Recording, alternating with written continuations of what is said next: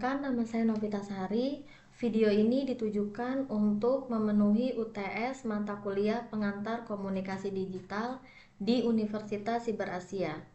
Pada kesempatan kali ini, saya akan menjelaskan mengenai komunikasi pesan verbal dan nonverbal, serta komunikasi efektif. Pengertian komunikasi.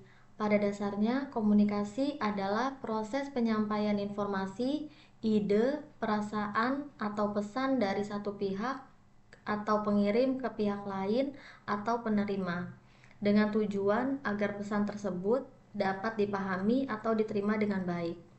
Komunikasi dapat terjadi melalui berbagai saluran media, baik secara lisan, tulisan, nonverbal seperti bahasa tubuh, ekspresi wajah, atau isyarat. Berikut merupakan salah satu definisi komunikasi menurut para ahli. Yang pertama, menurut Berelson dan Steiner, komunikasi, transmisi informasi, gagasan, emosi, keterampilan, dan sebagainya, dengan menggunakan simbol-simbol, kata-kata, gambar, figur, grafik, dan sebagainya. Tindakan atau proses transmisi itulah yang biasa disebut komunikasi. Pengertian pesan nonverbal. Istilah nonverbal biasanya digunakan untuk melukiskan semua peristiwa komunikasi di luar kata-kata terucap dan tertulis. Secara teoritis, komunikasi nonverbal dan komunikasi verbal dapat dipisahkan. Namun, dalam kenyataannya, kedua jenis komunikasi ini saling menjalin, saling melengkapi, dan dalam komunikasi yang kita lakukan sehari-hari. Fungsi pesan nonverbal. Repetisi, mengulang kembali gagasan yang sudah disajikan secara verbal. Misalnya, setelah mengatakan penolakan, saya menggelengkan kepala. Substitusi, menggantikan lambang-lambang verbal. Misalnya, tanpa sepatah kata pun kita berkata, kita menunjukkan persetujuan dengan mengangguk-anggukan kepala. Kontradiksi, menolak pesan verbal atau memberi makna terhadap pesan verbal. Misalnya, Anda memuji prestasi teman dengan mencibirkan bibir, seraya berkata, hebat, kamu memang hebat. Komplimen, melengkapi dan memperkaya makna pesan nonverbal. Misalnya, air muka Anda menunjukkan tingkat penderitaan yang tidak terungkap dengan kata-kata. Aksentuasi, menegaskan pesan atau menggarisbawahi. Misalnya, Anda mengungkapkan betapa jengkelnya Anda dengan memukul meja. Bagaimana komunikasi nonverbal berpengaruh dalam proses pembelajaran jarak jauh dan bagaimana pesan nonverbal yang baik dalam pembelajaran jarak jauh. Komunikasi nonverbal berperan penting dalam proses pembelajaran jarak jauh karena banyaknya interaksi yang dilakukan melalui platform digital, di mana aspek fisik dalam langsung yang biasa Anda dalam pelajaran tatap muka tidak hadir. Dalam konteks ini, komunikasi nonverbal tetap memainkan peran sebagai penambah pemahaman, menguatkan pesan, dan pembentukan hubungan antara pengajar dan peserta didik. Pengaruh komunikasi nonverbal dalam pembelajaran jarak jauh. 1. Meningkatkan keterlibatan mahasiswa. 2. Mendukung pemahaman pesan melalui gerak tubuh dan ekspresi wajah. 3. Membangun hubungan sosial. Komunikasi nonverbal seperti senyuman atau sikap terbuka dalam video dapat membuat siswa merasa lebih nyaman dan menciptakan suasana pembelajaran yang lebih manusiawi, meskipun secara virtual. Mengurangi kebingungan didukung dengan ekspresi nonverbal yang tepat. Pesan nonverbal yang baik dalam pembelajaran jarak jauh. Pertama, ekspresi wajah yang jelas, ekspresi wajah yang ramah dan terbuka dalam membuat pengajar terlihat lebih approachable dan membantu siswa merasa lebih nyaman. Penggunaan ekspresi wajah juga penting untuk menekankan poin-poin tertentu dalam materi yang diajarkan. Kontak mata virtual, meskipun sulit, itu benar-benar membuat kontak mata secara langsung dalam pembelajaran online. Pengajar dapat menatap kamera untuk menciptakan kesan seolah-olah mereka sedang berbicara langsung dengan siswa. Ini meningkatkan keterlibatan dan memberikan kesan perhatian yang lebih besar.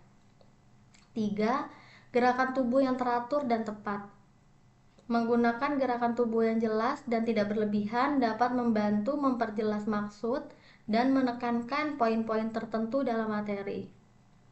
Gerakan tangan yang terarah dan sederhana bisa memperjelas penjelasan, terutama saat mengajarkan materi yang memerlukan visualisasi. 4. Posisi tubuh yang terbuka. Pengajar yang duduk atau berdiri dalam posisi tubuh yang terbuka, tidak membelakangi kamera atau terlihat terlalu jauh, memberi kesan bahwa mereka terbuka untuk berinteraksi dan mendengarkan siswa. Ini juga dapat mempengaruhi kenyamanan siswa dalam berkomunikasi. 5. Pakaian yang profesional. Penampilan fisik seperti pakaian yang rapi dan profesional dapat menunjukkan keseriusan dan membangun kredibilitas pengajar. Ini memberi pesan bahwa pengajar dalam kelas ini penting. Suasana yang jelas dan berirama. Walaupun ini termasuk dalam komunikasi verbal, suara yang jelas dan intonasi yang tepat bisa mendukung pesan nonverbal. Suara yang monoton atau tidak jelas bisa mengurangi efektivitas komunikasi. Komunikasi yang baik dan efektif.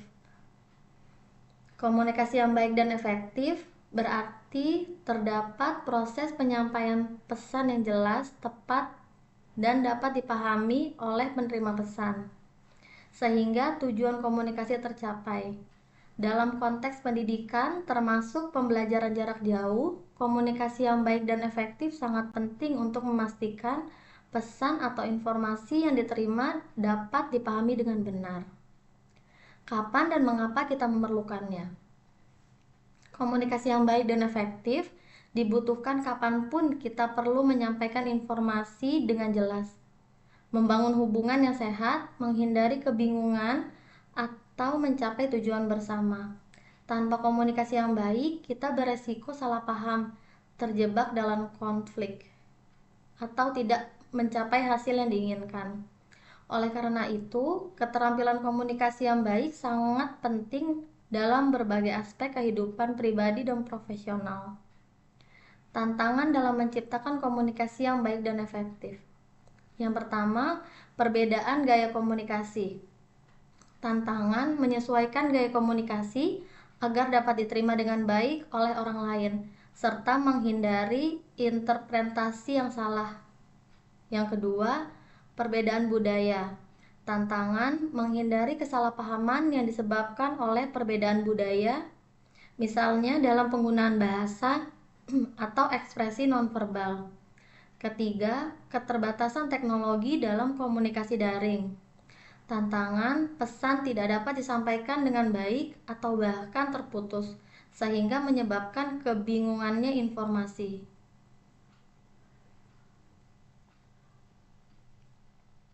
4. Kurangnya mendengarkan aktif. Tantangan, tidak sepenuhnya memahami pesan atau kebutuhan orang lain, serta memperburuk hubungan yang ada. Kelima, kekurangan kejelasan dalam pesan. Tantangan, pesan yang disampaikan tidak mudah dipahami oleh penerima yang berpotensi menyebabkan kebingungan. Keenam, perbedaan tujuan dan harapan. Tantangan, ketidaksesuaian antara tujuan komunikasi dapat menyebabkan kebingungannya mengenai apa yang harus dilakukan setelah komunikasi selesai. Ketujuh, emosi yang menghalangi komunikasi. Tantangan, komunikasi bisa menjadi tidak efektif karena emosi yang mengganggu fokus dan penyampaian pesan.